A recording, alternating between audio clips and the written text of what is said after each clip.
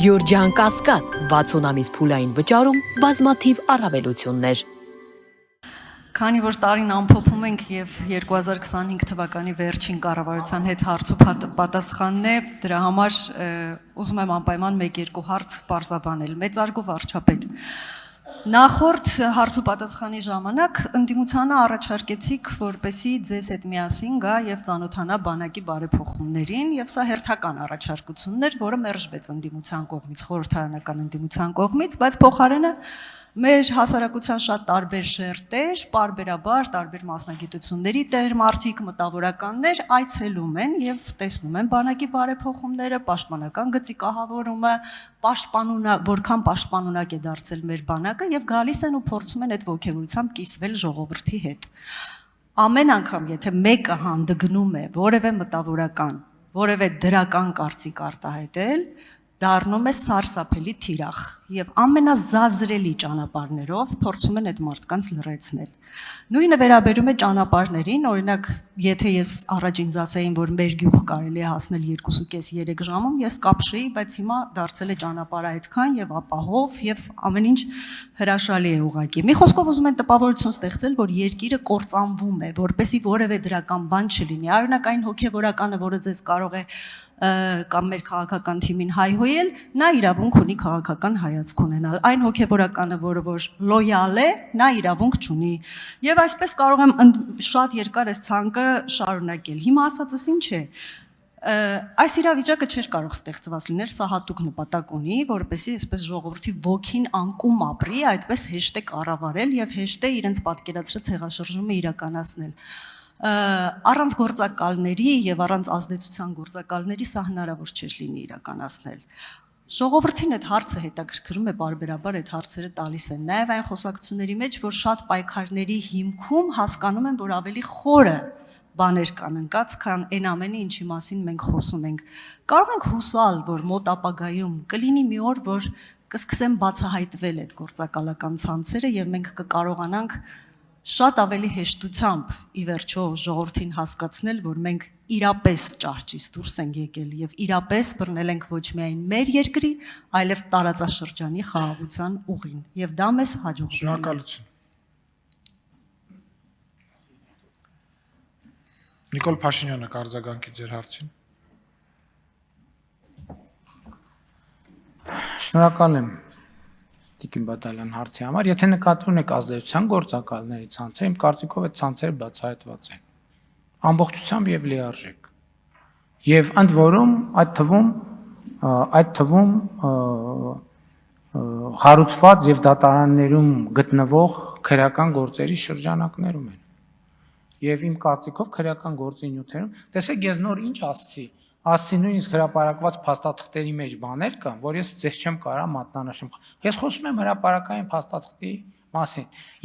Ես գուցե թե ինձ համար ավելի հեշտ է, որովհետև ես այլ մանրամասների եմ տիրապետում եւ այդ ավելի հեշտ է անցալել։ Բայց այսօր արդեն արկա իրադրությունը, ուժերի բաշխվածությունը, ով որտեղից եկավ, ով որտեղից է սնվում, ով որտեղ ինչ կապ ունի, այսինքն կներեք, մենք բան ենք, թղթեր են մամուլում հայտնվում, ենթադրենք ԿԳԲ-ի գործակալ լինելու մասին։ Բայց ինչի մասին է, то ազդեցության էլ, առանց ազդեցության էլ գործակալ։ Այսինքն կարան տեղեկանք բերեն, որ թոշակի են գնացել ԿԳԲ-ից, էլ արդեն գործակալ չեն համարվում։ Որտեվ գործակալը անցնում է բանին, չէ՞։ Իրավահաջորդ կազմակերպությանը, չէ՞։ Շատ բարձ բան է։ Ես շատ թափանցիկ ասել եմ հոգևորականների ցանցի մասին խորհրդային միությունը, այս ամբյոնից չեմ ասել, ձեր ներկայությամբ չեմ ասել։ Դե հպանցիկ ավելի, դե կներեք էլի, ասենք ավելի ոչ հպանցիկ ինչ ասեմ։ Ավելի ոչ հպանցիկ ինչ ասեմ։ Այսինքն այդ ամեն ինչը բացահայտված է, իմ կարծիքով թափանցիկ է։ Եվ իմիջայլոց ասեմ։ Ներքաղաքական կյանքի, բա ինչի փոթորիկներ չկան ներքաղաքական կյանքում։ Դրանք փոթորիկներ կան, բայց սուրճի բաժակի մեջ։ Որտեվ այդ ազդեցության գործակալները չեզոքացված են։ Դրա համար էլ չկա։ Շատ բարձ պատասխան։ Ֆինանսավորման աղբյուրները չեզոքացված են։ Հիբրիդային գործիքները չեզոքացվում են։ Բայց օդից ընկավ։ Բա ուսում են,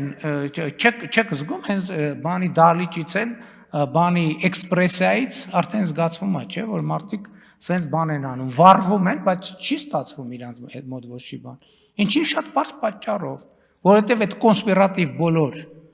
բաները, կապուղիները արձանագրված են,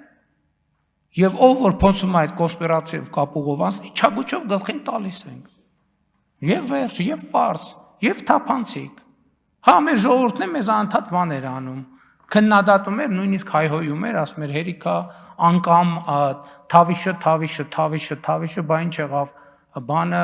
պողպատե մանդատը, հեսա պողպատե մանդատը իր ողջ ուզով գործում է, ու լեգիտիմ է գործում, ու ժողովրդի տված լիազորությամբ է